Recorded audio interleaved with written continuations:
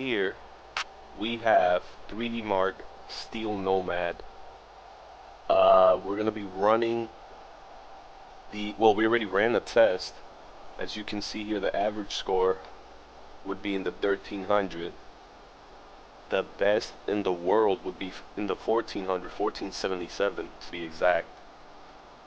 And that's with a 1070 GTX and a 12th gen 12700 KF. So the world's best would be 1477. We got a 1495, I think it was. Yeah, 1495, beating the best.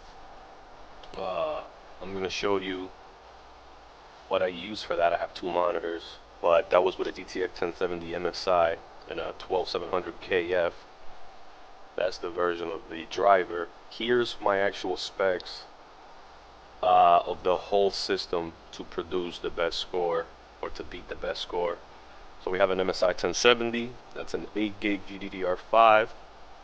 That is a PCI Express 3.0 at 16x. MSI, that's the architecture or the manufacturing process, 16nm.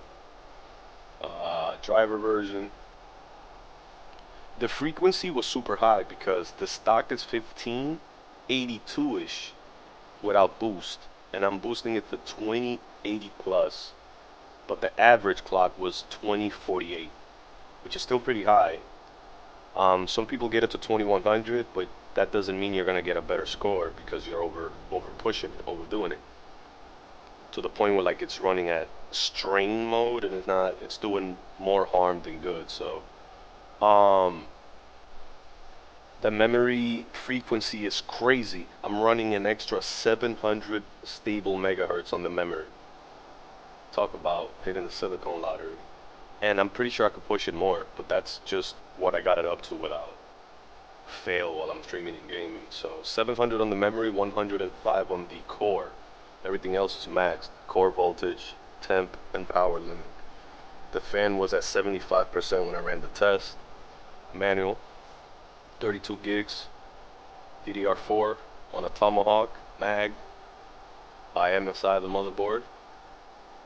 DDR4 running at 3600 instead of 32. It's a little overclock on that. And a M.2 by Fengxiang, Chinese company. And that's it. 1495, legendary score. The best in the world's 1477 with a 1070 GTX and a 12th gen i7 12700 KF. What are your scores with this setup?